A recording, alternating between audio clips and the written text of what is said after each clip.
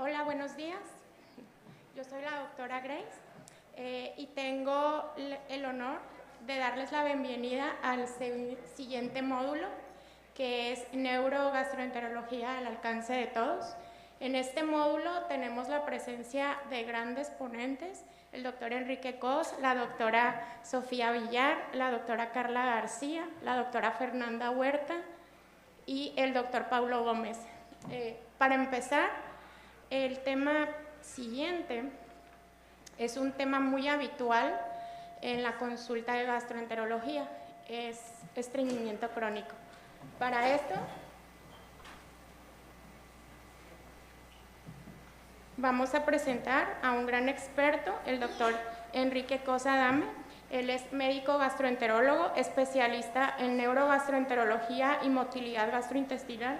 Es adscrito al Servicio de Gastroenterología del Instituto Salvador Subirán en el Laboratorio de Motilidad Gastrointestinal y es profesor titular del curso de alta especialidad de Medicina Motilidad Gastrointestinal de la UNAM.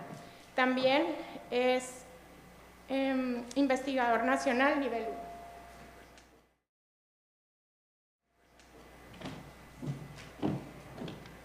Muchas gracias, Grace, Yasmín, y gracias de nuevo a la mesa directiva encabezada por el doctor Octavio Gómez Escudero y a los directores del curso por la oportunidad de estar aquí con ustedes.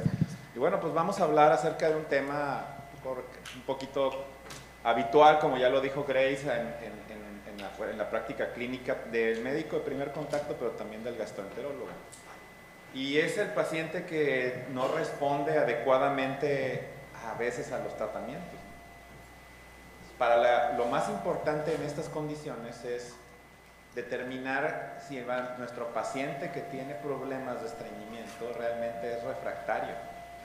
Y vamos a poner esto que ya he ilustrado en algunas otras intervenciones, que severidad o gravedad de un problema a veces no es lo mismo, para ponerlo en el contexto, que ser refractario. Por ejemplo, que tiene algo grave, cuando le damos una intervención tienden a mejorar. Pero cuando alguien tiene refractariedad a un tratamiento, le damos la intervención y no se modifica mucho o nada. Entonces, esto nos debe de poner en perspectiva, y como les digo, que hagamos esta investigación es simplemente averiguar cómo le ha ido al paciente con tratamientos previos al estreñimiento, ¿no?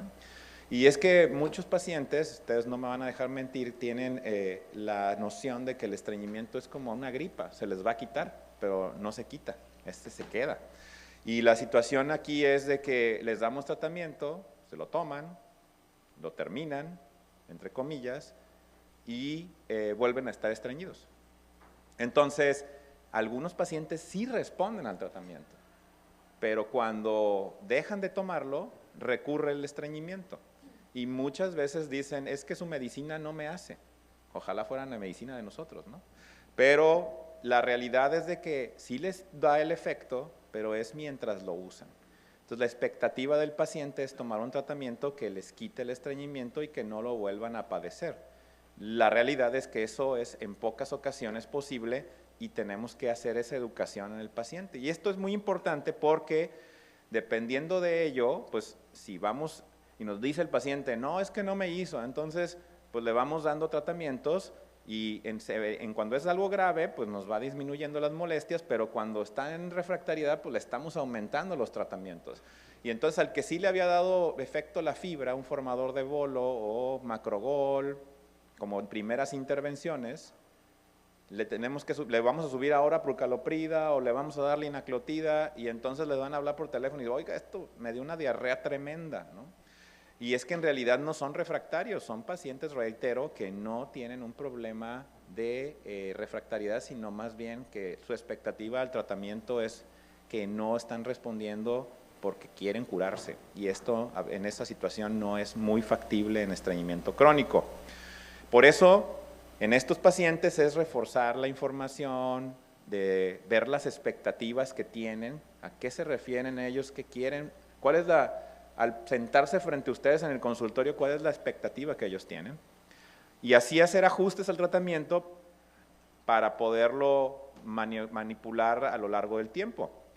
Aquel que verdaderamente es refractario al tratamiento, o sea, le damos intervenciones y no mejora, aumentamos la intensidad del tratamiento y no mejora, ellos probablemente van a requerir una evaluación fisiológica con la realización de estudios como el tránsito con marcadores radiopacos y la manometría anorrectal, con lo cual podemos tener estos tres subtipos en el estreñimiento primario y crónico, que es el de tránsito normal, el de tránsito lento y la defecación disinérgica asociada al estreñimiento. Entonces, por ese escenario, y lo pongo así en rojo, es el que comúnmente lleva a mayor tasa de falla al tratamiento, igual que en algunos escenarios en los pacientes de tránsito lento. Pero muchos pacientes de tránsito lento son refractarios al tratamiento con monoterapia, que realmente todos los estudios que se han realizado son ensayos clínicos que comparan contra placebo, algunos han comparado macrogol contra lactulosa, macrogol contra un procinético como tegacerol hace ya un tiempo, pero no hay ningún estudio o un ensayo que haya evaluado la adición de dos moléculas en el tratamiento del estreñimiento. Entonces, muy pocos de nosotros utilizamos un tratamiento aditivo. No tenemos que poner un procinético, un secretagogo, un laxante osmótico y incluso un estimulante para poder lograr que un paciente tenga una evacuación espontánea. Entonces, estos casos los tenemos que evaluar porque tenemos que ver en qué terreno estamos parados para poder dirigir las intervenciones y los tratamientos hacia el futuro. Y es que este trastorno de la defecación asociado al estreñimiento, la defecación disinérgica, pues como les decía, tienen que cumplir los criterios de Roma 3, Roma 4 también para estreñimiento crónico, pero también debe de cumplir estos criterios que es tener un patrón manométrico sugerente, o sea, con defecación disinérgica y que tenga problema de propulsión, problema de relajación del piso pélvico, o que tenga una evidencia de que no ha tenido una buena expulsión del balón, ¿no? Y entonces el mecanismo normal de la defecación, en donde lo que se ve con más frecuencia es que la cintilla del músculo puborectal, al momento de realizar la maniobra de pujo, se relaja, y entonces esto, valga la redundancia, rectifica el recto y permite la evacuación. Pero en pacientes con defecación disinérgica esto es al contrario, la cintilla del músculos puborectales y los propios del esfínter anal se contraen, aumentando el ángulo anorrectal y con ello impidiendo o imposibilitando la defecación. Es muy importante la evaluación con un buen tacto rectal. Con el tacto rectal podemos tener muy buena sensibilidad y especificidad para predecir si el paciente tiene un problema de evacuación, de trastorno de las fuerzas de las fuerzas propulsivas, posicionando nuestra mano que no está introducida en el abdomen, pidiéndole al paciente que puje. Podemos saber si está haciendo un buen esfuerzo de pujo al poner un incremento en la tensión de la pared abdominal, o hay pacientes que ni siquiera pueden hacer esa tensión. Y la relajación con el dedo explorador a nivel de la región anorrectal. Con base a eso, entonces, en el paciente verdaderamente pues, refractario y que no responde al tratamiento, lo llevamos a estudios de fisiología, y la manometría anorrectal se sugiere sea el primer estudio a realizar, porque hasta la mitad de los pacientes que tienen tránsito lento tienen defecación obstructiva. Y entonces lo que se debe de mejorar primero es la defecación obstructiva para que se mejore el tránsito. En cambio, si le hago unos tránsitos con marcadores radiopacos, pues los marcadores pueden quedarse en el colon, pero eso no descarta que tenga un problema de defecación disinérgica. Entonces, esto es a su izquierda, pueden ver cómo es un patrón, digamos, normal, en donde los colores aquí pues indican presión. El rojo es alrededor de 80 a 100 milímetros de mercurio, estos son sensores rectales y estos son anales. Entonces estamos en azul, previo al pujo, es decir, entre 20 y 30, y aumenta la presión adecuadamente cuando hace la maniobra de pujo, y de estar en los 80 a 100 disminuye a los 30 a 40, entonces tiene una apertura del canal anal valorado por este método de manometría anorrectal. Y a su derecha pues está el escenario del paciente que sí aumenta la presión a nivel rectal, pero paradójicamente contrae más intensamente el esfínter anal, y con eso lleva a cabo entonces una defecación disinérgica.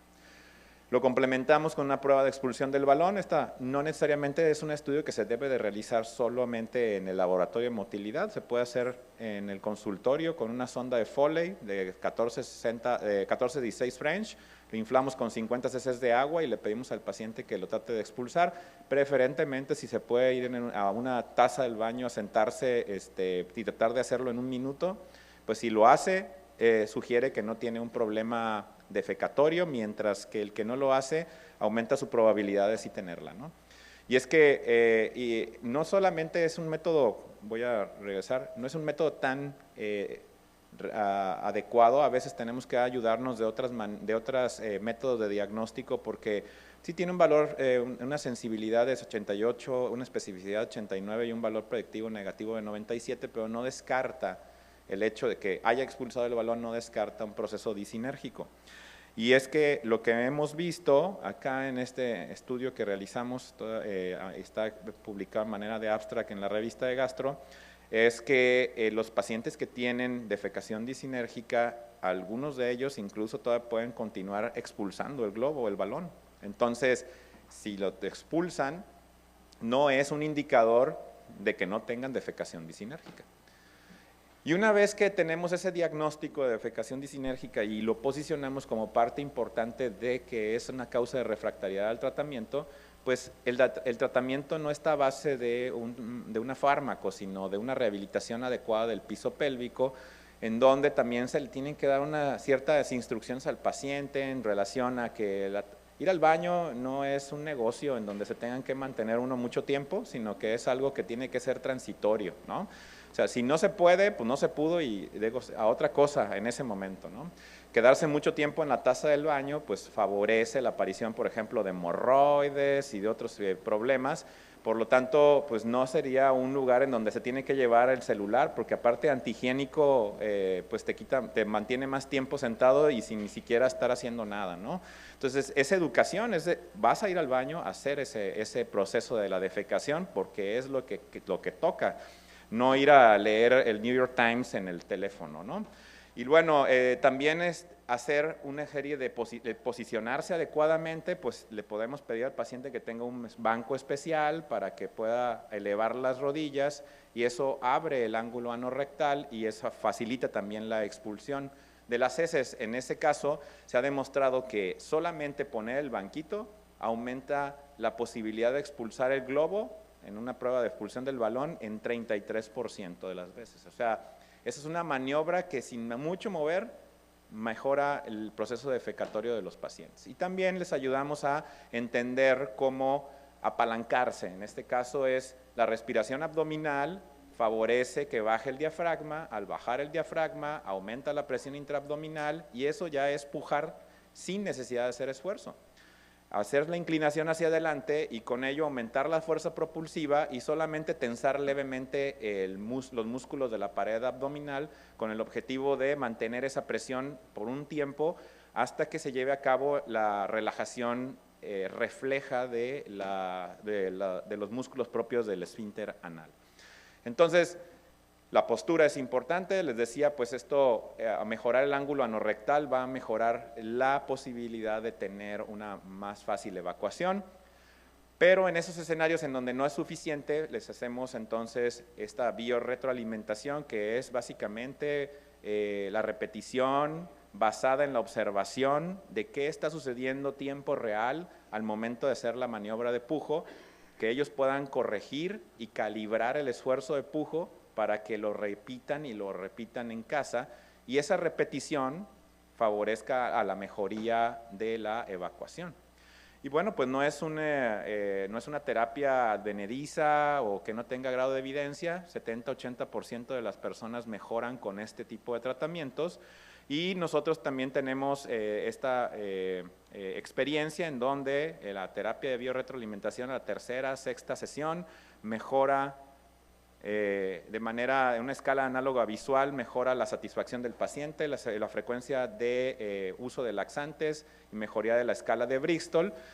Y debemos de identificar pacientes que tienen comorbilidad psiquiátrica porque esta comorbilidad psiquiátrica tiene varias aristas en el desenlace de no responder a un tratamiento, porque Hay pacientes que sí tienen respuesta al tratamiento, pero que tienen ganancia secundaria, por ejemplo, por decir que son estreñidos. Entonces esto, le hemos hecho estudios con marcadores radiopacos a personas que dicen que no evacúan en 15 días, les haces un marcador radiopacos y no tienen ningún marcador radiopaco a las 72 horas. Entonces esto indica que hay gente que tiene esta somatización y tiene esta hipocondriasis y tienen este efecto de tener pertenencia a una enfermedad para poder tener ganancias secundarias, ¿no? Y bueno, lo que hemos visto es que aquellos que tienen trastornos psiquiátricos tienen una menor respuesta a los tratamientos de biorretroalimentación comparados con aquellos que no tienen, y es importante para tenerlo en consideración. Y hay algunos pacientes que son más difíciles de tratar porque tienen arreflexia, es decir, desencadenamos el reflejo rectonal inhibitor inflando el globo, como se puede ver en la figura de la izquierda, se relaja adecuadamente el esfínter anal, y en la figura de la derecha tenemos que, aunque inflamos el globo, no se relaja el esfínter anal. Esto es lo que es característico, lo ven los colegas pediatras, el Hirschsprung, pero está bien descrito que hay otras condiciones, y ya más recientemente hasta 30% de los sujetos estreñidos pueden tener la condición de arreflexia, y no necesariamente esto se va a vincular a tener un Hirschsprung, ¿no? Entonces, algo que debemos de tener en perspectiva para alguien que no responde adecuadamente a las maniobras de tratamiento. Y bueno, con esto voy a dar paso, porque ya se me está acabando el tiempo, y lo más importante es que se asocia a veces a distensión abdominal, y la distensión abdominal también puede mejorar con estos ejercicios respiratorios, y con ello tener mejoría también de la calidad de vida de los pacientes. Por lo tanto, la biorretroalimentación es un tratamiento de elección para el estreñimiento obstructivo, debe ser asociado a otros tratamientos porque solo no va a mejorar, y ayudar a los síntomas es la meta, no curación. Muchas gracias.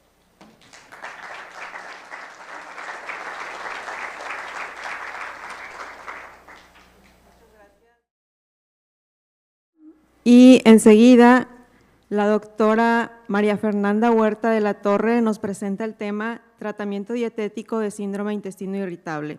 FODMAP, NICE, dieta a la medida o ninguna dieta.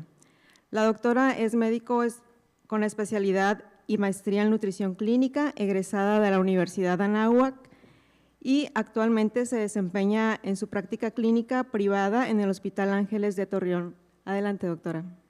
Muchas gracias, doctora, por la presentación, y gracias al comité organizador por esta invitación. Empecemos pues por mencionar que el síndrome de intestino irritable ya se conoce como un trastorno multifactorial que va a involucrar a muchos factores, entre ellos la dieta. De acuerdo a la dieta, se sabe que cuando consumimos muchos carbohidratos de cadena corta fermentables, pues van a tener una pobre absorción en el intestino delgado, y esta pobre absorción es la que también va a provocar una fermentación colónica. Si a eso también se le suma el efecto de una dieta occidental muy rica en ultraprocesados, esto también ya se ha asociado a que se aumente una disbiosis intestinal, en donde estén aumentados el bacteroidetes, disminución de aumento de bacteroidetes y disminución de firmicutes, además de que entonces siga propiciando una permeabilidad intestinal. Y si a esto se le suma la hipersensibilidad visceral, es entonces que vamos a tener pues un paciente muy sintomático. De tantas opciones dietéticas que tenemos ahorita disponibles, eso es un reflejo de que no existe una estrategia o no se ha encontrado una estrategia efectiva para todos los pacientes. Y así como en el tratamiento de síndrome de intestino irritable, cuando buscamos un manejo farmacológico, se busca iniciar por tratar el síntoma principal, con la dieta también podemos dar un abordaje en ese estilo.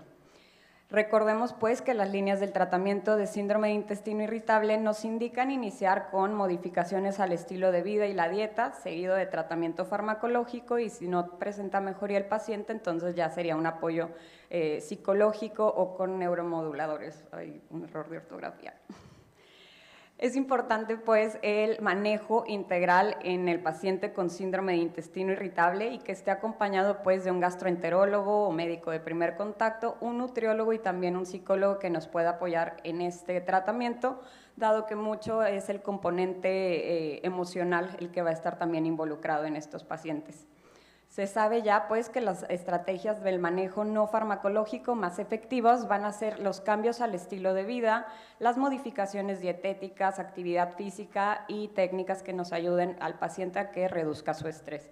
Dentro de esos cambios al estilo de vida, el consumo de tabaco o alcohol o vigilar su calidad de sueño. En términos de dieta, que sea una dieta baja en azúcares, en picante y grasas, serían las recomendaciones iniciales. También que se fomente la actividad física y para ayudar a reducir el estrés, pues que se propongan técnicas de respiración diafragmática, terapia cognitivo-conductual o hipnoterapia. El tratamiento de primera línea basado en las recomendaciones de las guías NICE habla entonces de pedirle al paciente que se tome el tiempo para comer de manera regular, sentado, que evite saltarse comidas o esté realizando ayunos prolongados, que tome por lo menos 8 vasos de agua al día y que esto sea principalmente de bebidas sin cafeína, que se restrinja el consumo en caso necesario de té y café a 3 tazas máximo por día, reducir el consumo de almidones resistentes, limitar también el consumo de fruta fresca a 3 porciones máximo al día. Y esto también porque pues, pueden estar consumiendo jugos y ahí podría ser entonces una de las estrategias. Y por otro lado, también evitar endulzantes artificiales. Esto también viene, o hay que hacerle hincapié al paciente, que pues reduzca su ingesta de productos ultraprocesados, de alcohol, de bebidas carbonatadas y bueno, también fomentar la actividad física, como ya se había mencionado. Han mencionado el día de ayer que la dieta pues, juega el papel muy importante en intervenir, en modificar la microbiota intestinal. Y es entonces cuando ya vemos que el paciente predomina con una dieta occidental que va a tener una disminución de la diversidad microbiana y por otro lado cuando es una dieta mediterránea basada en plantas, rica en fibra y en nutrientes, pues que nos van a ayudar a que tenga un aumento en el crecimiento de bacterias benéficas. Algunos de los patrones dietéticos que ya se han estudiado para síndrome de intestino irritable, el más estudiado o con más evidencia es la dieta baja en FODMAP. Esta tiene un mecanismo de acción que al ser carbohidratos pobremente absorbidos en el intestino delgado y con un efecto osmótico van a propiciar la fermentación colónica. 33% de los pacientes con trastornos funcionales digestivos pueden estar observándose en ellos y los síntomas pues va a ser la distensión, el malestar abdominal y alteraciones en el patrón de evacuaciones.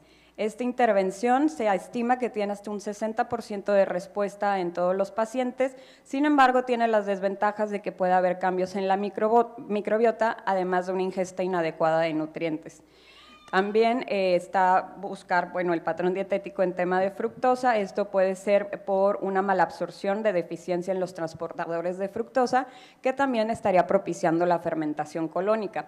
Esta puede observarse hasta en 22% de los pacientes con síndrome de intestino irritable y los síntomas también van a ser similar, distensión, dolor abdominal, gases y diarrea. En ella entonces se busca reducir todos estos productos con contenido en fructosa para así observar la disminución del dolor abdominal. También se observa cambio en la frecuencia de evacuaciones, sin embargo no se observaron cambios en la consistencia de las evacuaciones. Una de las desventajas es que también puede tener una ingesta inadecuada de nutrientes y que puede también propiciar, al ser una categoría muy amplia, pues el riesgo de desarrollar algún trastorno alimentario. Otro patrón dietético es pues, el tema de para los pacientes que presentan sensibilidad al gluten no celíaco. Esto pues, van a ser síntomas desencadenados por el consumo de gluten en ausencia de marcadores séricos positivos, la atrofia de vellosidades o alergias. Puede estar presente hasta en 23 a 49% de los pacientes con síndrome de intestino irritable y los síntomas no solo van a ser intestinales, sino que también puede haber presencia de síntomas extraintestinales. El abordaje sería aquí una dieta libre de gluten que nos ayuda a disminuir la severidad de síntomas. Sin embargo, pues una de las desventajas es que puede tener una disminución en el consumo de fibra e hidratos de carbono.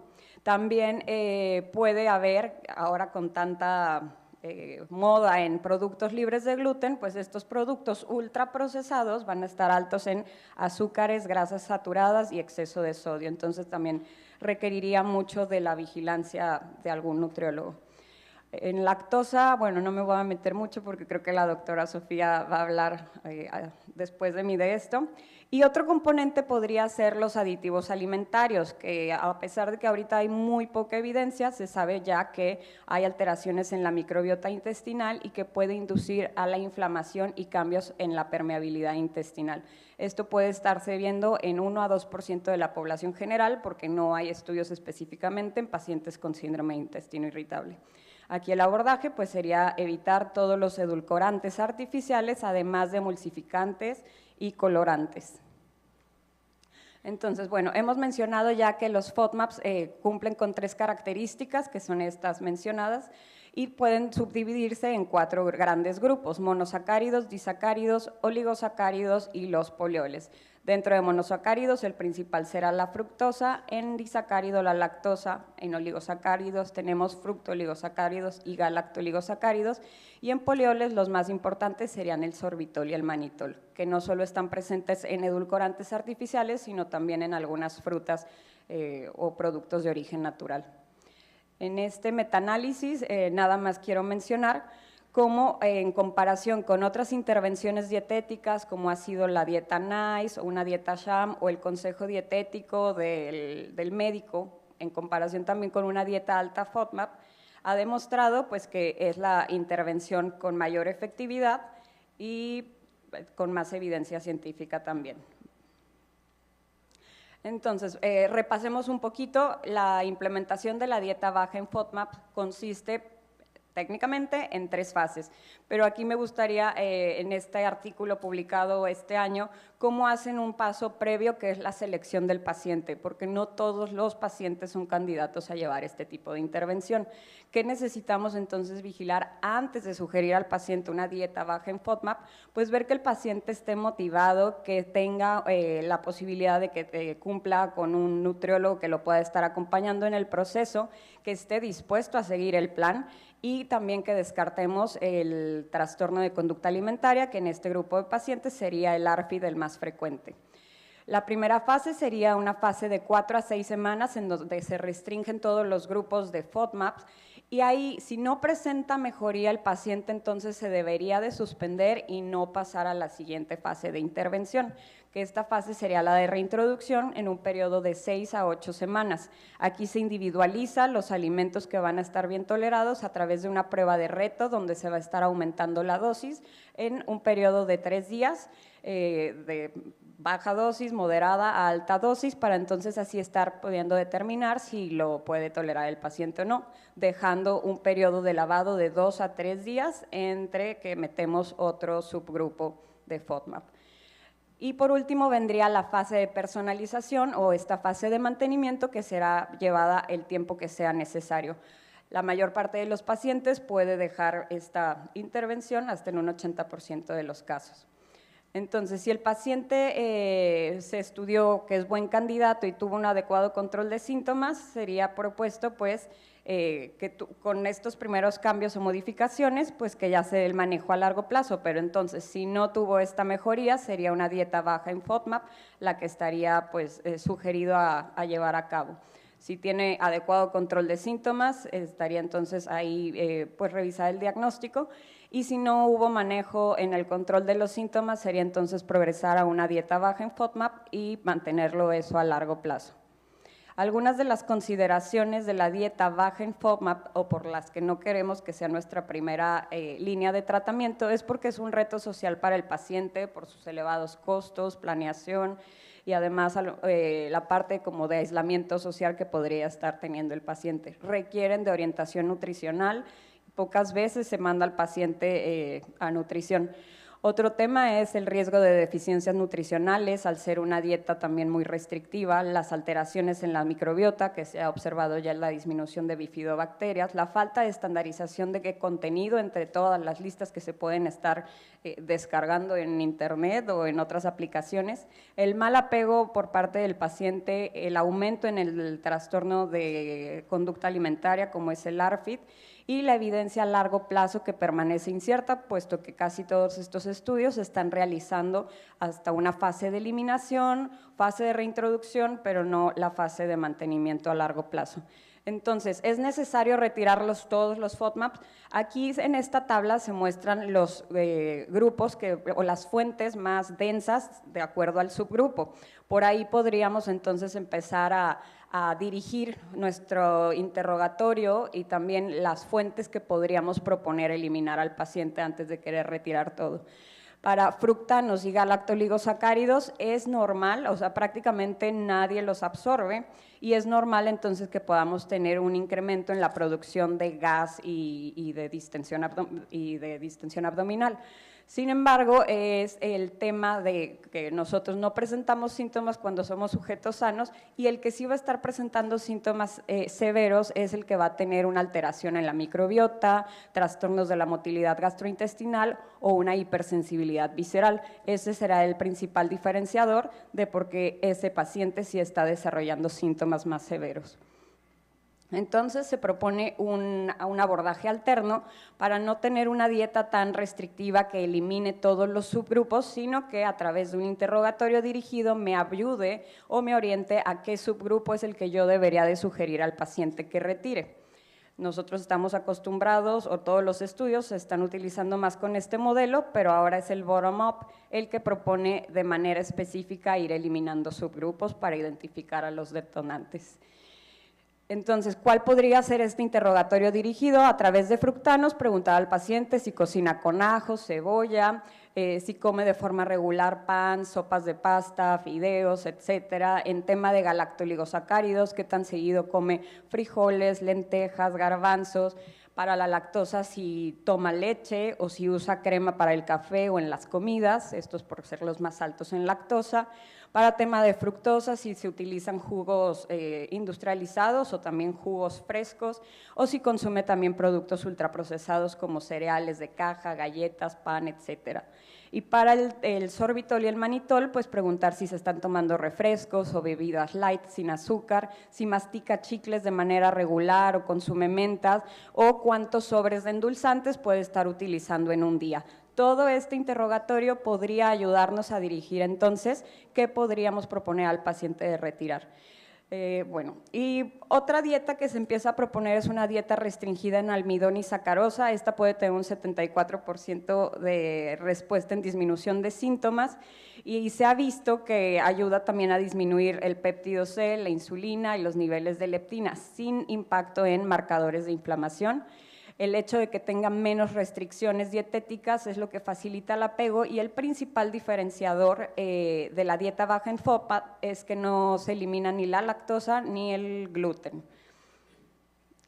Una dieta mediterránea, bueno, esta me la voy a saltar, pero también es otro patrón que se puede estar estudiando y los mensajes para llevar es que la complejidad del síndrome de intestino irritable hace difícil de desarrollar un tratamiento efectivo y comprensible para el paciente. Es crucial que los médicos valoren el rol de la dieta, del estilo de vida y los cambios en el comportamiento o estado de ánimo. Interrogar al paciente por sus hábitos dietéticos nos puede brindar mucha información relevante para saber por dónde partir antes de elegir dietas tan restrictivas. Apoyarse en un equipo multidisciplinario se ha visto que mejora las tasas de éxito al tratamiento y la mejor intervención dietética es la que pueda ser sostenida por el paciente, siempre basándonos en sus hábitos dietéticos y necesidades. Gracias. Muchas gracias, doctora. Para nuestro siguiente tema, pues es una frase que diariamente escuchamos en la consulta de gastroenterología: todo lo que como me cae mal. ¿Es alergia alimentaria, intolerancia o solo es mi intestino irritable? Para esta ponencia tenemos a la experta, la doctora Alicia Sofía Villar Chávez. Ella es médico gastroenterólogo, especialista en neurogastroenterología y motilidad gastrointestinal en el Hospital Ángeles Acoxpa y en el Hospital General de México, Coyoacán. Adelante, doctora, gracias. Muchas gracias, Grace. Agradezco a los coordinadores por la invitación. Y bueno, yo creo que de una vez vamos a contestar un poquito esta pregunta y quisiera saber quién creería que la mayoría de los pacientes que dicen que sí tienen realmente una intolerancia está relacionada directamente con los alimentos. ¿Quién creería que sí? Levante la mano. por allá veo una manita, o por todos los mecanismos fisiopatológicos que involucra el síndrome de intestino irritable. Bueno, pues la mayoría, ustedes como saben, siempre tienen la razón, entonces sí tiene que ver con esto. Se los digo desde ahora para que ya tengan la respuesta. Pero bueno, hay que recordar que las reacciones adversas a los alimentos se dividen en reacciones inmunomediadas y no inmunomediadas. Entre las inmunomediadas está la enfermedad celíaca, que ya ayer nos dieron una plática magistral acerca de la enfermedad celíaca, y existen las alergias alimentarias, las cuales están mediadas por IgE. Pueden ser desde reacciones leves, es decir, el paciente puede tener dolor abdominal, diarrea, reacciones cutáneas como urticaria. Yo creo que varios de nosotros hemos tenido a veces alguna exposición, por ejemplo, a mariscos, ser transitoria, y por eso no nos vamos a hacer pruebas cutáneas y podemos repetir el agente y no tener esta reacción. Hay pacientes que pueden tener shock anafiláctico, o sea, pueden ser tan severas, y sobre todo los alimentos que se han visto es la leche, el huevo, la soya, los mariscos, el trigo. Yo creo que varios de nosotros podemos tener ahorita algún riesgo durante estos paseos aquí en el valle. Y bueno, la prevalencia es baja, fíjense cómo en los niños es más alta, de un 4 al 7%, y en los adultos es baja, de 1 al 2%. Por otro lado, existen las alergias alimentarias no mediadas por IgE, principalmente gastrointestinales. En los niños se resuelven a los 5 años y principalmente vamos a encontrar entre estas la enterocolitis, proctitis y enteropatía. Las mixtas es la alergia más común, no me van a mentir los pediatras, a la proteína de la leche en los niños. Y bueno, en los pacientes jóvenes podemos encontrar también esofagitis eosinofílica. Acuérdense que es más común en pacientes que tienen antecedentes de impactaciones, alergias. Hacemos el diagnóstico por biopsias con eosinófilos más de 15 por campo, y también tenemos las gastroenteritis eosinofílicas, que depende del área que biopsiemos, pues vamos a tener la infiltración de eosinófilos. En estómago el corte es mayor de 30, en duodeno más de 56, en ilion más de 54. En colon ascendente hay reportes de más de 100, transverso 80 y recto sigmoides 64. Y las no inmunomediadas, que son las que vamos a encontrar mayormente en la población, que son las intolerancias alimentarias.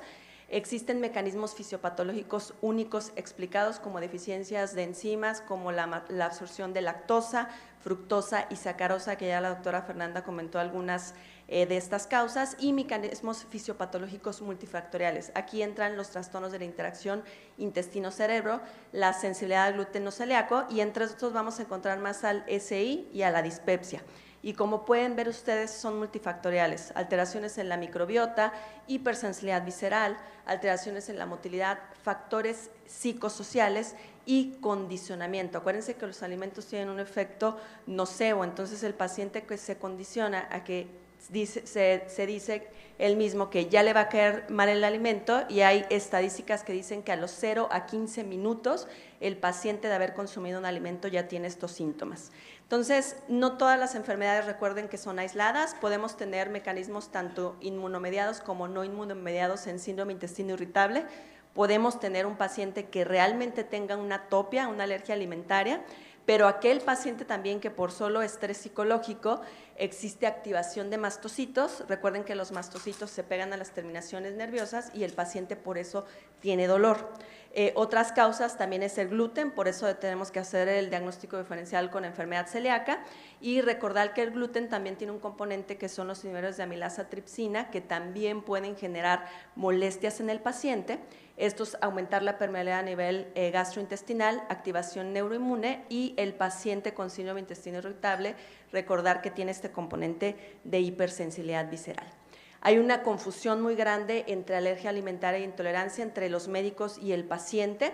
Recordar que las alergias alimentarias son inmunomediadas, el 25% de la población nos van a referir estas alergias alimentarias, pero solamente el 1 al 2% de la población adulta tiene realmente una alergia alimentaria. Y el diagnóstico es por sensibilización inducida por IgE, y podemos hacer el diagnóstico ya sea por pruebas cutáneas o pruebas in vitro, pero la confirmación, es decir, el gol estándar es provocación alimentaria. Hay que darle al paciente el alimento y luego cegarlo y darle placebo, y así vamos a hacer la confirmación, Creo que ninguno de nosotros hemos hecho este gol estándar porque es complicado. Y bueno, en este estudio que ven ustedes de 375 adultos, 32% de los pacientes con síndrome intestino irritable o enfermedad inflamatoria referían una alergia alimentaria. Sin embargo, solo se comprobó en 4% de los pacientes con síndrome intestino irritable. Para enfermedad celíaca se recomienda, para síndrome intestino irritable con diarrea se recomienda hacer escrutinio de enfermedad celíaca basado en esta revisión y metaanálisis de 15.256 individuos. El 60.8% cumplían criterios de síndrome intestino irritable. Y lo que se encontró es que hay una prevalencia alta en serología de enfermedad celíaca en pacientes con síndrome intestino irritable versus controles por anticuerpos antiendomicio y transglutaminasa tisular 3 veces más, y confirmado por biopsias, el SI contra controles 5 veces más lo vamos a encontrar en los pacientes. Entonces, recordar que en SI con diarrea hay que hacer el escrutinio de enfermedad celíaca por medio de anticuerpos en sangre. Más del 80% de los pacientes con síndrome intestino irritable refieren síntomas relacionados con los alimentos y 60% de ellos cambian sus hábitos dietéticos. Aquí hay que tener cuidado. Todo paciente con un trastorno de la conducta alimentaria, ya sea ARFID, bulimia y anorexia, no hay que hacer ninguna restricción de los alimentos, porque vamos a aumentar o exacerbar estos trastornos de la conducta alimentaria. Los podemos ver hasta en 40% de los pacientes con síndrome intestino irritable, o nosotros como médicos desencadenarlos por hacer estas restricciones. Y entre las principales intolerancias alimentarias, pues encontramos la autopercepción de la sensibilidad al gluten no celíaco, es decir, el paciente que comenta que al consumir trigo tiene síntomas de dolor abdominal, distensión. Es un error hacer la restricción si no tenemos comprobación diagnóstica.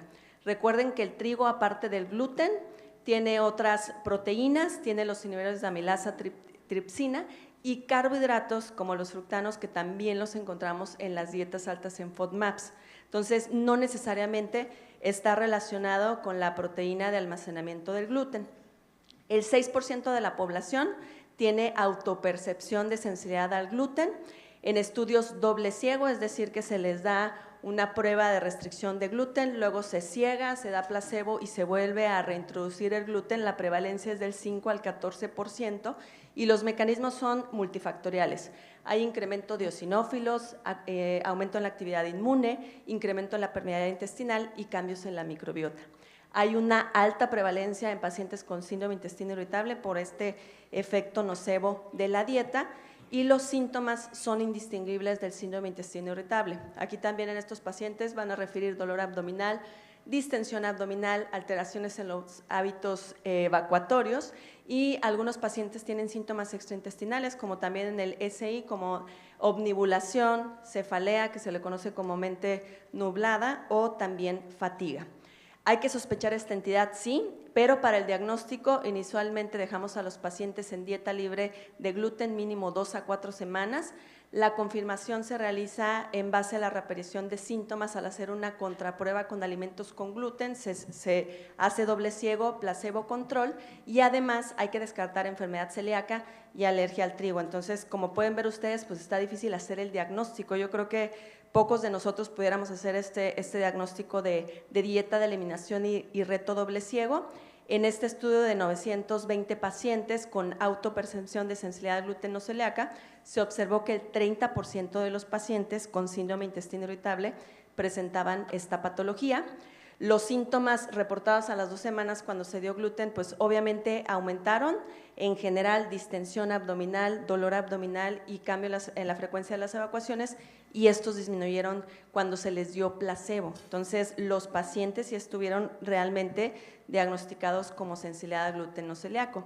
Pero también recuerden que el gluten, ya comentamos, tenía fructanos. Entonces, en este estudio de autopercepción de sensibilidad al gluten en 59 pacientes, se vio que no fue el gluten el que ocasionó aumento de síntomas en los pacientes, sino los fructanos. Entonces, es compleja la enfermedad, y recuerden que si hacemos restricciones sin diagnósticos podemos ocasionar también cambios en la microbiota y desnutrición en los pacientes. Por otro lado, los pacientes con síndrome intestino irritable reportan mayores síntomas de intolerancia a la lactosa.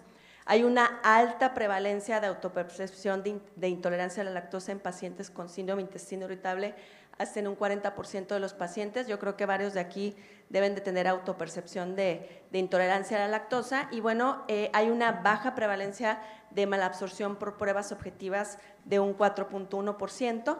En México la intolerancia a la lactosa varía de un 30 al 40%. Hay reportes que por autopercepción los pacientes pueden llegar a referir hasta en un 70%, puede aumentar esta prevalencia, y es complejo hacer el diagnóstico de intolerancia, malabsorción o hipersensibilidad a lácteos en síndrome intestino irritable.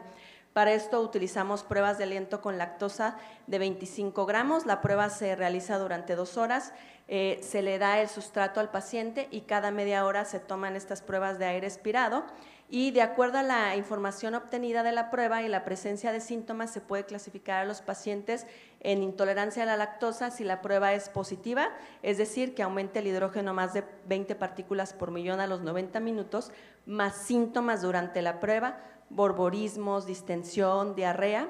Por otro lado, el diagnóstico de malabsorción se hace si la prueba es positiva, pero el paciente no refiere síntomas. Y existe algo que se llama hipersensibilidad a la lactosa, que el paciente tiene una prueba negativa, tiene síntomas positivos y es súper difícil hacer el diagnóstico con el síndrome intestino irritable porque tienen los mismos síntomas. Entonces, no sabe si es realmente la hipersensibilidad a los lácteos o también es el paciente que tiene síndrome intestino irritable. Hay una sobreposición alta. En este estudio que se publicó recientemente, una revisión sistemática de 6 estudios en 485 pacientes con síndrome intestino irritable y autopercepción de intolerancia a la lactosa, un 37.7% de los pacientes tuvieron una intolerancia real a la lactosa, malabsorción en un 30% e hipersensibilidad de 16% de los pacientes. Aquí lo que llama la atención es que tiene esta prueba, la prueba de aliento tiene una moderada sensibilidad de un 68% en autopercepción de intolerancia, pero tiene una baja especificidad, es muy baja, de un 36%. Esto aquí quiere decir que vamos a tener muchos falsos positivos. Entonces, es complejo porque hay una sobreposición importante entre la intolerancia a la lactosa y los trastornos de la interacción intestino-cerebro, pero sí se recomienda realizar las pruebas para no tener que estar restringiendo a estos pacientes de la lactosa.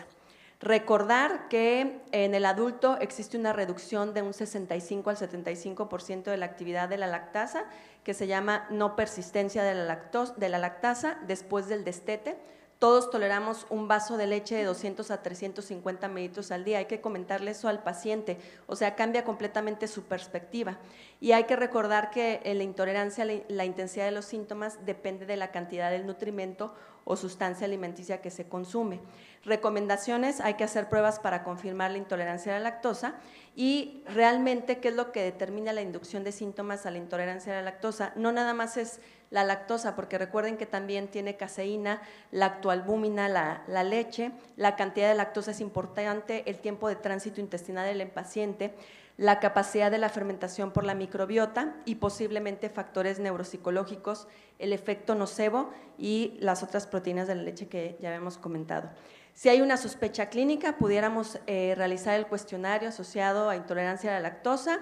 Si este es positivo, podemos hacer un reto con lactasa. Seguramente ustedes ya conocen esta marca, no es comercial de laboratorio. Y bueno, se realiza la suplementación por 5 días con 10,000 unidades de lactasa con las comidas del paciente y se evalúan los síntomas y se cruza contra placebo, y si el paciente mejora, pues se le puede hacer una restricción de lácteos o dejarle sencillamente la de lactasa. Existen otras intolerancias alimentarias en síndrome intestino irritable, ya la doctora Fernanda comentó la intolerancia a la fructosa, que esta se observa en 22% de los pacientes. Se realiza el diagnóstico mediante pruebas de aliento con 25 gramos de fructosa. Sin embargo, recordar que los pacientes con síndrome intestino irritable también pueden tener sobrecrecimiento bacteriano, entonces muchas veces pueden ser falsos positivos de estas pruebas y no hay correlación en muchas de las ocasiones entre la prueba de aliento y mejoría de los síntomas. Otros alimentos que seguramente se van a acordar de mí cuando consuman Splenda, se ha visto que pueden ocasionar disbiosis intestinal por aumento de los bacteroidetes, disminución de firmicutes, depresión de moco, aumento de la permeabilidad intestinal y activación de mastocitos, y pues obviamente los pacientes con hipersensibilidad visceral pues van a referir síntomas. Ya se comentó que la mejor dieta en relación a la superioridad de mejoría de síntomas globales en síndrome de intestino irritable es la dieta FODMAPs, mejora dolor abdominal, el número necesario a tratar es de 5, también hay mejoría en distensión abdominal y hábitos intestinales. En conclusión, las alergias alimentarias tienen baja prevalencia en síndrome de intestino irritable de un 4%, sin embargo hay que sospecharlas. Tanto la intolerancia a la lactosa como la fructosa en síndrome de intestino irritable y en la población en general son indistinguibles por clínica, ya que están implicados múltiples mecanismos fisiopatológicos y es importante realizar estudios dirigidos ante la sospecha de enfermedad celíaca, sensibilidad al gluten no celíaco y estas intolerancias, para evitar también restricciones alimentarias y desencadenar trastornos de la conducta alimentaria. Muchas gracias.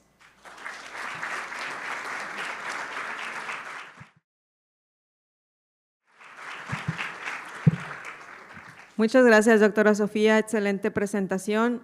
Le recordamos a la audiencia que pueden anotar sus preguntas y al final tendremos una sesión para discusión.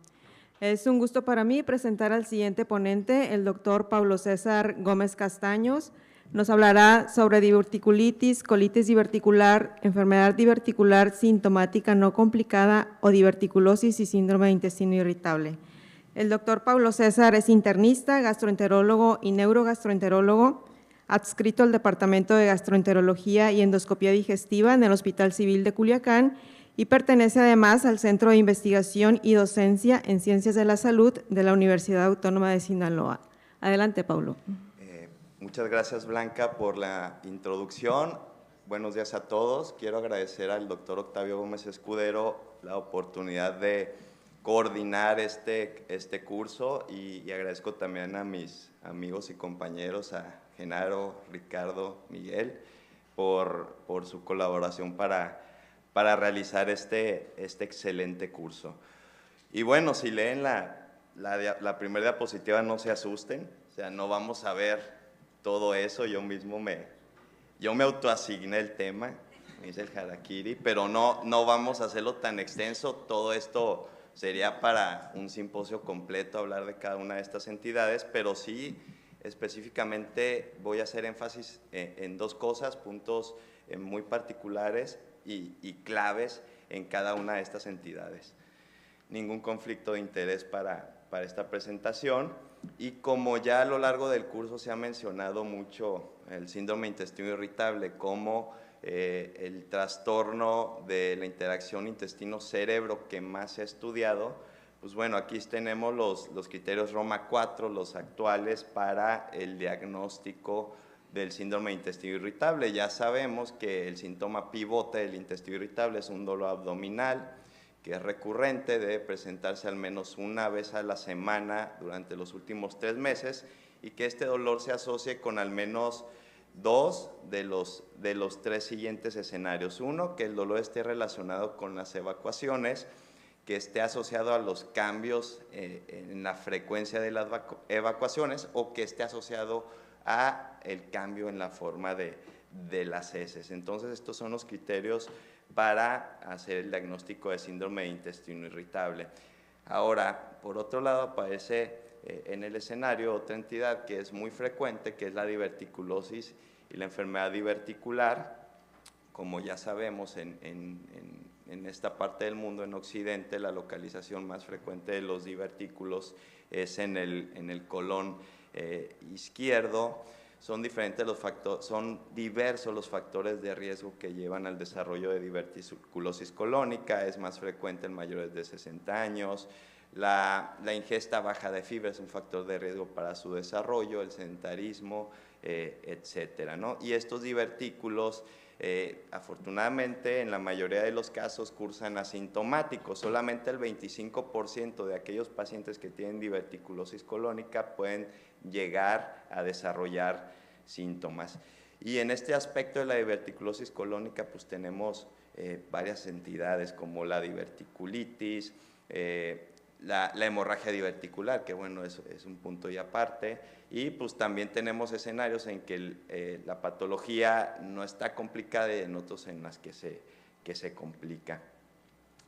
Y en esta ilustración que tienen a su lado derecho de la pantalla, pues bueno, pueden ver los diversos escenarios, ¿no? Desde la simple presencia de divertículos en colon, que eso se le denomina diverticulosis colónica cuando no hay ningún síntoma, que está, pues uno de los principales mecanismos fisiopatológicos es el aumento en la presión intraluminal en el colon para que se desarrolle.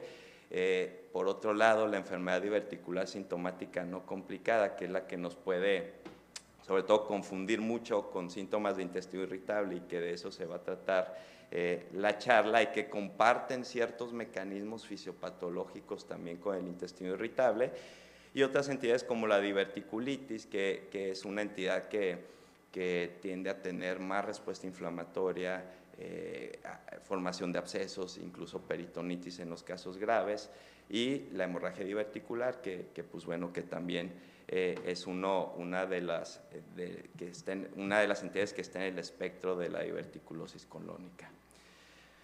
Nos vamos a centrar en esta, principalmente la enfermedad diverticular sintomática no complicada, que es una condición que se caracteriza por síntomas crónicos, así como también sucede en el intestino irritable. Los síntomas son muy similares, también se puede presentar dolor abdominal, distensión abdominal en ciertos casos y cambios en el hábito defecatorio, y que estos síntomas se asocian a la presencia de divertículos en colon en ausencia de inflamación evidente. Entonces, este es uno de los puntos claves para empezar a hacer diagnóstico diferencial. Ahora, el intestino irritable y la enfermedad diverticular sintomática no complicada son condiciones muy comunes. La prevalencia del síndrome de intestino irritable ya sabemos que es alrededor del 10%, y sin embargo, vean en la parte inferior la prevalencia de enfermedad diverticular sintomática no complicada puede ser hasta el 60%. Entonces es algo muy frecuente y que yo creo que lo vemos muy seguido en nuestra práctica clínica diaria. Y por esa razón tenemos que hacernos algunas preguntas cuando nos llega un paciente con estos síntomas. ¿Es síndrome de intestino irritable? ¿Es enfermedad diverticular sintomática no complicada? Tenemos que tener en cuenta también la edad del paciente, ese es un punto importante. Ya sabemos que arriba de los 60 años es muy común la presencia de divertículos en colon. Y pues bueno, también pasa algo muy similar con la dispepsia y la gastroparesia, ¿no? El síndrome de intestino irritable es la misma condición que la enfermedad diverticular sintomática no complicada. Y la pregunta del millón, ¿la podemos diferenciar clínicamente? Eso lo vamos a ir dilucidando en las siguientes diapositivas. Y algo también que ayer comentó el doctor Remes, habló sobre síndrome de intestino irritable posinfeccioso, post-COVID. En este caso también un episodio de diverticulitis podría dar como secuela, así como un síndrome de intestino irritable posinfeccioso. La presencia de diverticulitis aguda podría predisponer al paciente al desarrollo de síndrome de intestino irritable. Vamos a tratar de contestar esta pregunta más adelante. Entonces, énfasis o hay que tener, digamos, el ojo más aguzado en pacientes mayores de 65 años que empiezan a tener dolor abdominal, cambios en su hábito defecatorio e incluso distensión abdominal.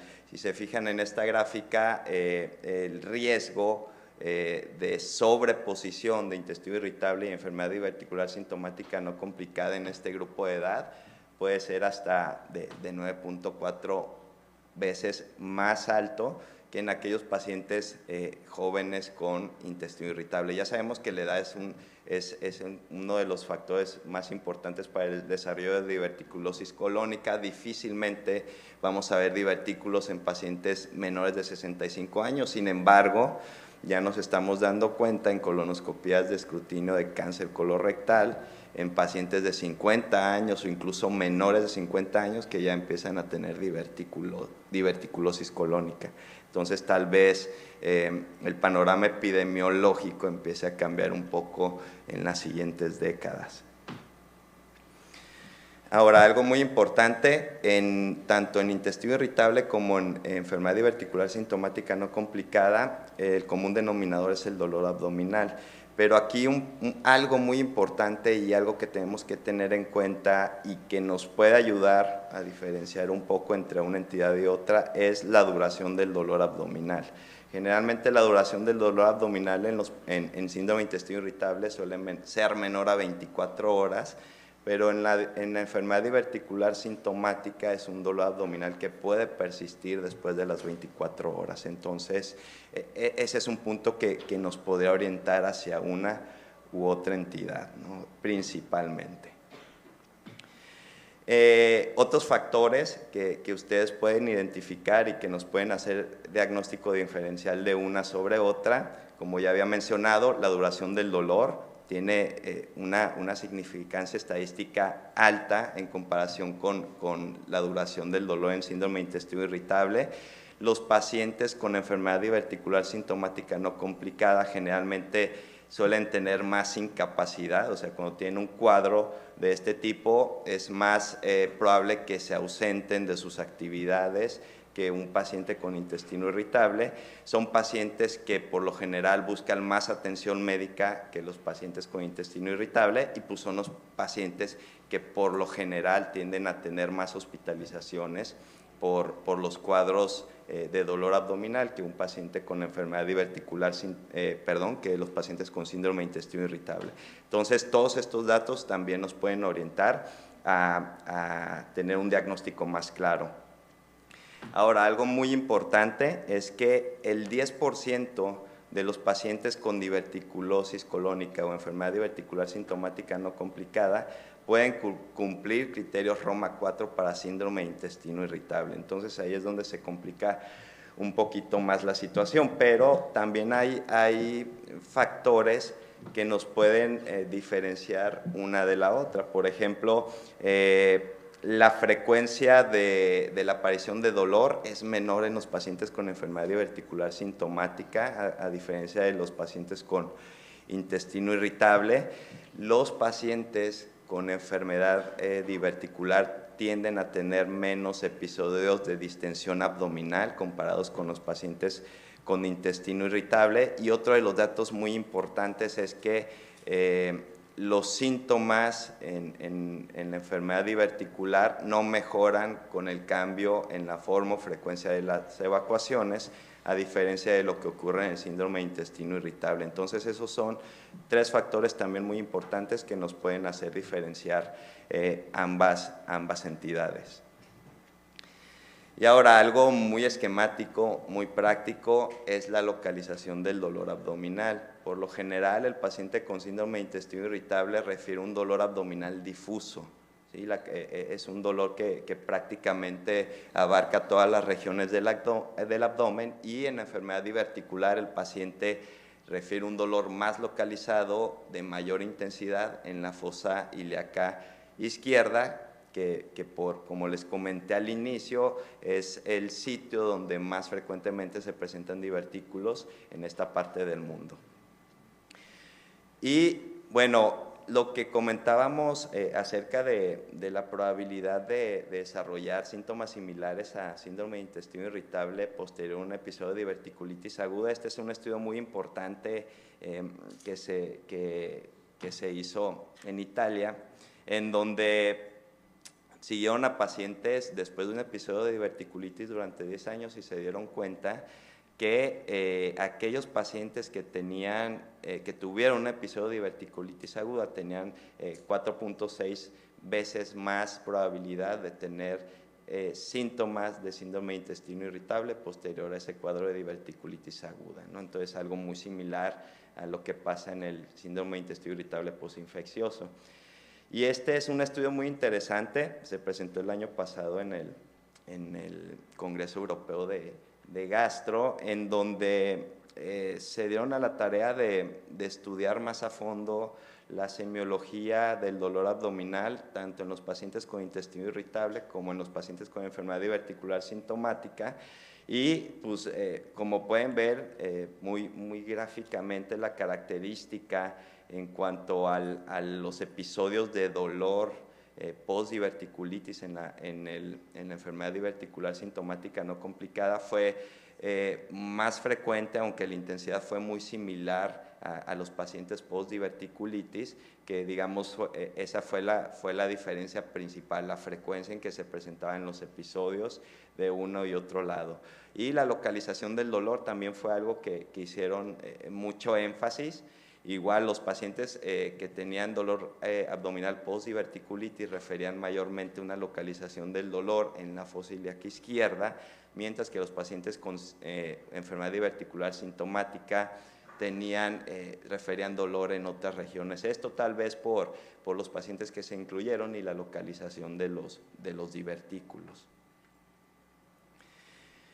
Y bueno, aquí es un punto en donde se encuentran mecanismos fisiopatológicos del síndrome de intestino irritable y de la enfermedad diverticular sintomática no complicada.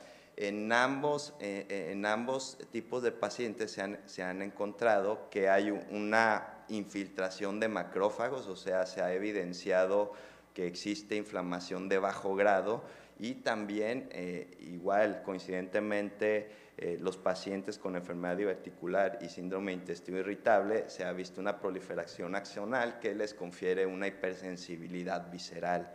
Entonces, tienen estos dos puntos en común ambas entidades y hay que tomarlo en cuenta. En cuanto a biomarcadores, pues bueno, ya sabemos, el intestino irritable, pues prácticamente las calprotectinas suelen ser normales. En pacientes con una enfermedad diverticular sintomática no complicada podemos tener elevación de calprotectina y esto nos puede orientar también un poco hacia el diagnóstico. Y ya con toda esta información, aquí resumido, podemos tener 3 escenarios clínicos: un paciente con enfermedad diverticular sintomática no complicada primaria, que de diverticulosis colónica en un 25% puede desarrollar síntomas como dolor abdominal, distensión abdominal, puede haber cambios en el patrón defecatorio con calprotectinas negativas. Aquellos pacientes que tienen una enfermedad diverticular sintomática postdiverticulitis, que aquellos pacientes con diverticulitis hasta el 4% pueden desarrollar síntomas posteriormente similares al intestino irritable, con un dolor abdominal más intenso, con cambios en el hábito defecatorio y que pueden tener positividad en la calprotectina fecal y la sobreposición de intestino irritable y enfermedad diverticular sintomática no complicada que puede estar en el 37% de los casos. Ya para concluir, la enfermedad diverticular y el síndrome de intestino irritable son frecuentes y es muy frecuente la sobreposición de ambas entidades. En el 75% de los casos no existe diferencia en la presentación clínica. En algunos casos, con los puntos que comentamos, podríamos distinguir un episodio de intestino irritable o de enfermedad diverticular sintomática no complicada. El dolor en fosa ilíaca izquierda es de mayor intensidad, duración y frecuencia en la enfermedad diverticular. Se asocia con menor frecuencia con cambios en el hábito defecatorio y hay mucho menos presencia de distensión abdominal, y algunas veces estos cuadros se pueden asociar a inflamación intestinal de bajo grado. Se desconoce si el tratamiento en ambas entidades debe ser diferente. Prácticamente el tratamiento es muy similar, y tal vez conocer un poquito más sobre los mecanismos fisiopatológicos de enfermedad diverticular, tal vez se podría tener utilidad el diferenciarlos para dar un tratamiento más dirigido. Gracias por su atención. Muchas gracias, doctor. Excelente ponencia. El siguiente tema, también muy frecuente: distensión abdominal, es exceso de bacterias, de gas o de materia fecal. Para este tema les voy a presentar a la doctora Carla Rocío García Cermeño. Ella es médico gastroenterólogo, especialista en neurogastroenterología y motilidad gastrointestinal. Actualmente pertenece al Departamento de Gastroenterología del Hospital Naval de Especialidades de Veracruz y en el Centro Integral de Gastroenterología y Motilidad Avanzada en Boca del Río, Veracruz. Adelante, doctora. Gracias.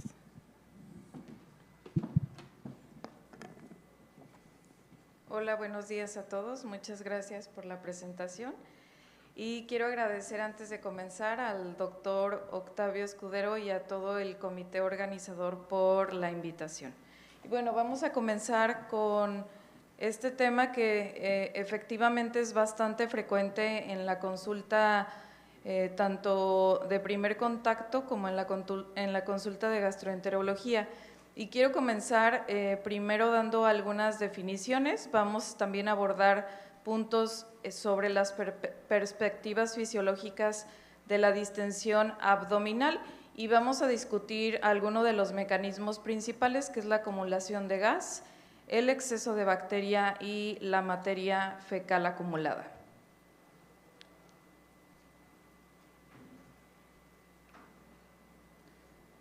Y bueno, la distensión abdominal o el bloating abdominal es un síntoma que probablemente casi el 100% de nosotros lo hemos llegado a presentar.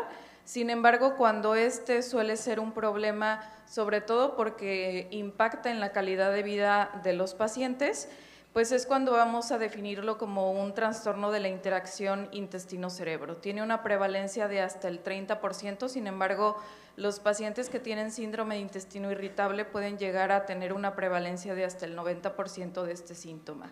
Y generalmente se va a presentar después de los alimentos, los síntomas van a ser mucho más severos durante el día y tienden a desaparecer durante la noche.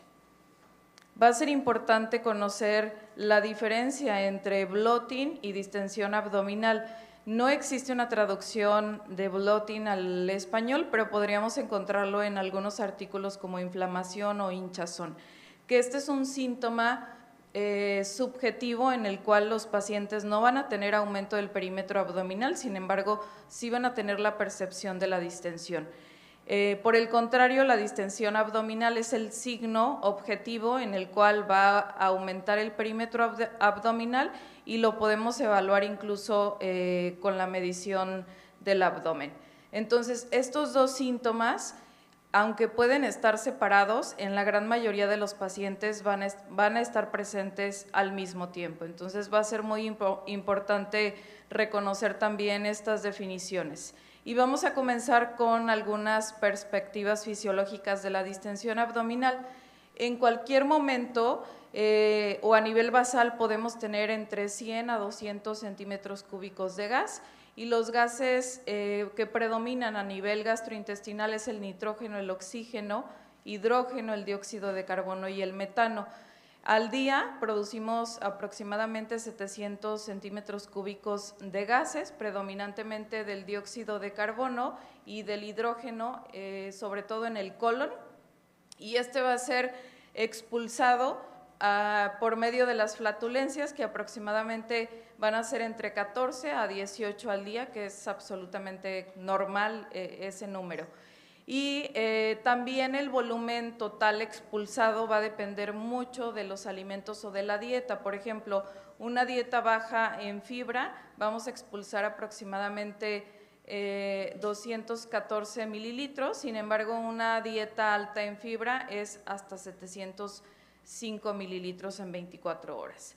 Por eso es que va a ser importante conocer incluso qué alimentos podrían llegar a fermentar o a producir más gas en los carbohidratos no absorbibles. Y les mencionaba que parte de estos gases, la gran mayoría van a ser ingeridos o deglutidos por el aire, como el nitrógeno y el oxígeno, el dióxido de carbono, sobre todo con el consumo de bebidas carbonatadas, y va a haber producción sobre todo de hidrógeno, dióxido de carbono y metano a nivel colónico, pero muchos de estos gases van a ser absorbidos. Entonces, la acumulación de gas, que es lo que generalmente los pacientes creen que es el problema principal, hay varios estudios en el cual se ha demostrado que realmente los pacientes no tienen aumento de estos gases comparado con los controles, sin embargo, sí hay aumento en la severidad de los síntomas en pacientes que tienen distensión abdominal. En este estudio podemos observar que al menos 6 pacientes que tenían dolor severo, el tránsito o el tiempo de tránsito intestinal de gas era mucho más largo que en el grupo control, sin embargo, el contenido de gas era completamente igual que los controles sanos. Y este es otro estudio en el cual utilizan tomografía para evaluar también si la cantidad de gas aumentaba en pacientes con algún trastorno gastrointestinal funcional, en algún orgánico o en aquellos que tenían ambos. Encontraron que realmente no había una diferencia significativa, ya que los volúmenes de gas eran bastante similares, y también realizaron medidas antropométricas empleadas para calcular el IMC y poder determinar si este no era un factor que podría modificar o podría influir en la distensión abdominal tanto en hombres y mujeres. Sin embargo, lo que concluyen es que en algunos pacientes la distribución de gas sí podría ser un mecanismo por el cual podrían llegar a tener estos síntomas, acompañado de un trastorno en la motilidad. Y posteriormente se hace este estudio en el cual evalúan si los procinéticos podrían mejorar también la distensión abdominal y si este también tenía algún cambio en la producción de gas. Vemos que, al igual que en los estudios previos, el volumen de gas intestinal en los pacientes y en los controles sanos es completamente similar. Sin embargo, utilizaron piridostigmina y lo que sí observamos es que mejoraron la sensación subjetiva, que sería el bloating abdominal, en el grupo en el cual se le dio la piridostigmina. Por lo tanto, concluyen que los trastornos de la motilidad sí podrían ser un factor determinante en el bloating específicamente. Y este estudio, que se publicó hace un par de años por la doctora Barba, al igual utiliza estudios de imagen y lo que quiere evaluar es si la distensión abdominal visible se puede ser objetiva. Encontramos que solamente 5 pacientes tenían incremento en el volumen de gas y solamente 8 en el aumento del perímetro abdominal, que realmente no era estadísticamente significativo, pero algo que encuentran que es bastante interesante y que en los últimos años se ha ya corroborado como un mecanismo de la distensión abdominal es la disinergia abdominofrénica, donde vemos que independientemente del contenido de volumen de gas, hay una disminución del diafragma en estos pacientes, y este podría ser uno de los mecanismos fisiopatológicos por los cuales hay distensión abdominal. Y hablando sobre los alimentos que ya se mencionó previamente, solamente les menciono que es un estudio en el cual quieren determinar si algunos alimentos como el sorbitol podrían llegar a producir aumento de gas en pacientes que tienen síndrome de intestino irritable. Vemos que la frecuencia de mala absorción pues incluso es hasta menor en pacientes con intestino irritable, sobre todo con el manitol. Sin embargo, sí vemos un aumento en la producción media de hidrógeno en pacientes con intestino irritable después del sorbitol, y aumento de los síntomas, que esto podría ser un poco más relacionado con la hipersensibilidad visceral con cierto tipo de alimentos. Y ahora pasando sobre el exceso de las bacterias, sabemos que estas van a variar de acuerdo a la localización, van a ser principalmente las anaerobias en intestino delgado, y van a ser predominantemente anaerobias en el colon.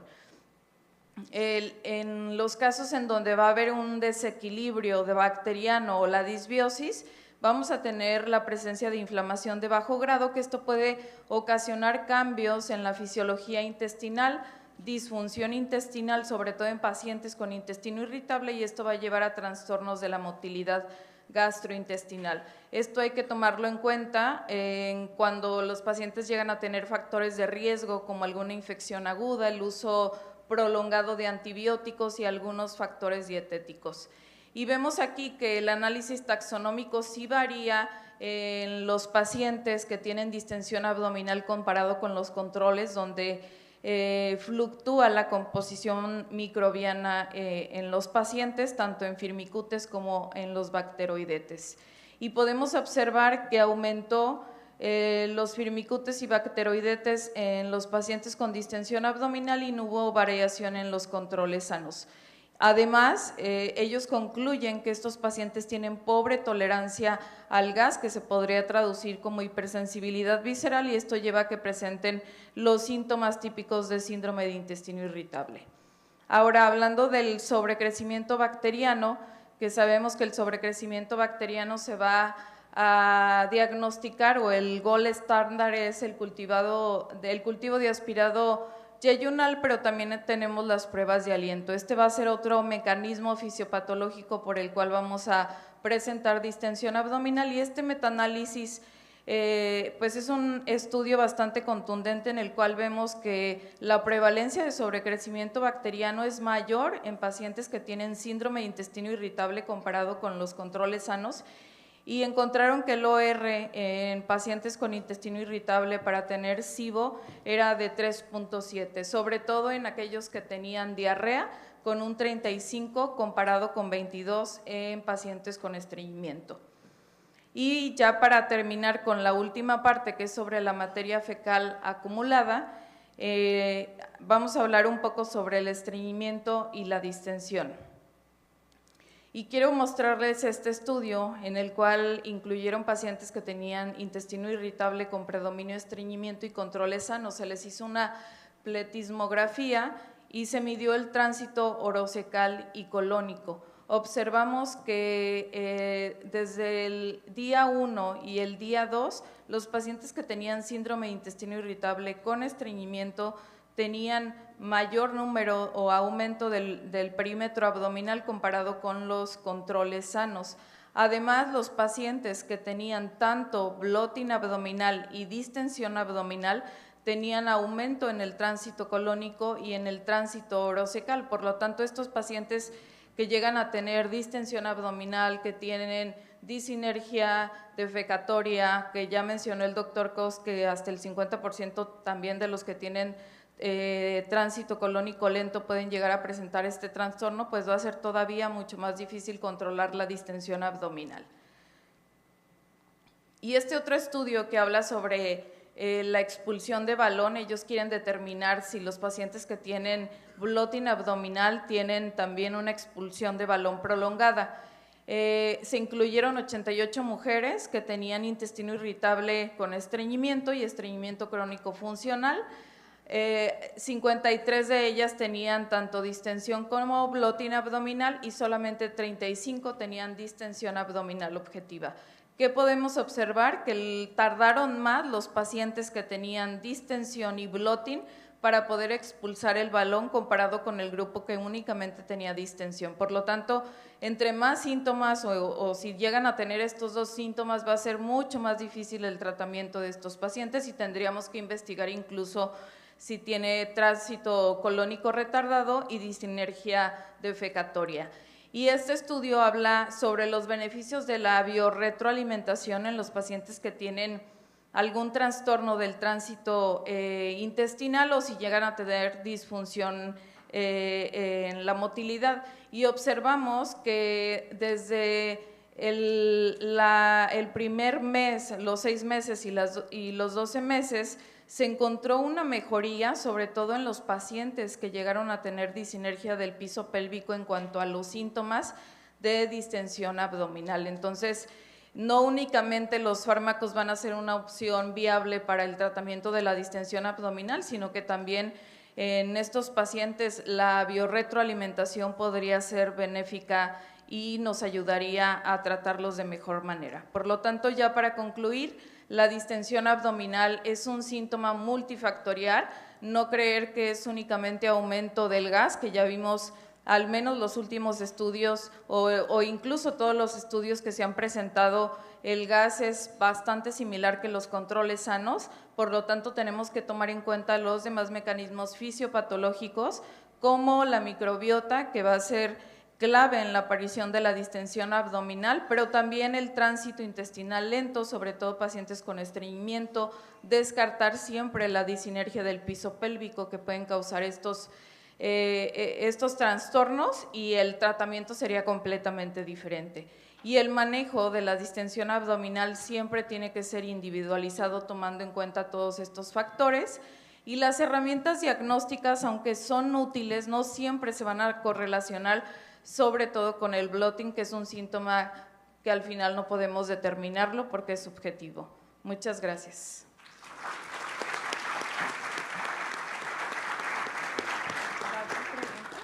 Sí.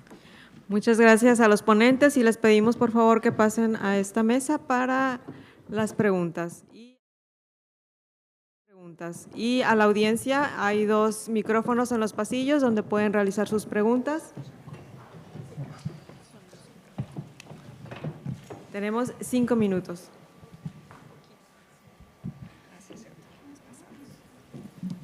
Adelante, doctor. Sí, buenos días, soy el doctor Moncada, médico internista. Quería preguntar a algunos de los panelistas qué experiencia tienen del genotipaje alimentario como una medida de recomendación para los pacientes.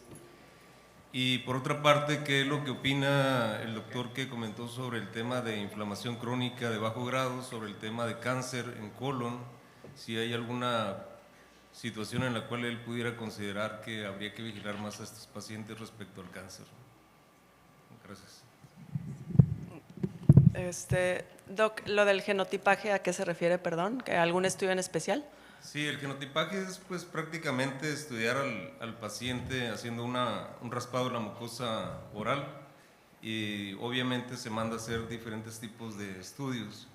Dentro de ellos está el genotipaje alimentario, que es para determinarle el tipo de enzimas que pudiera estar más aumentadas o más disminuidas para prácticamente el metabolismo de los alimentos.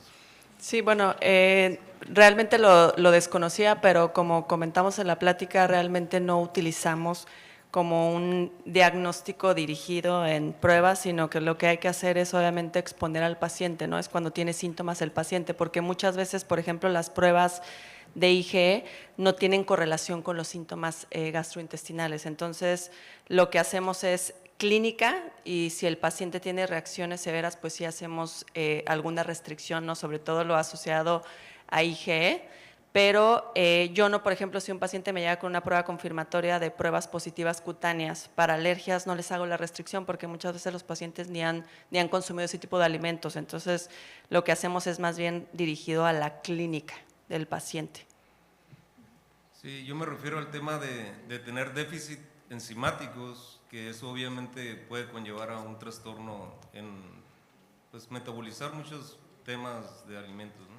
Sí, o sea, de las deficiencias que sí mandamos a hacer sería, por ejemplo, el LAC test, que el problema es que no tenemos en México y tampoco correlaciona con los síntomas del paciente. Entonces, o sea, no por eso le vamos a hacer una restricción de lactasa, por ejemplo, porque como ya comentamos también, el paciente puede tener por predisposición genética, como todos en relación al destete, podemos tener hipolactasa y muchas veces toleramos dosis estándar. Entonces, realmente una prueba dirigida no hacemos actualmente de deficiencias de enzimas.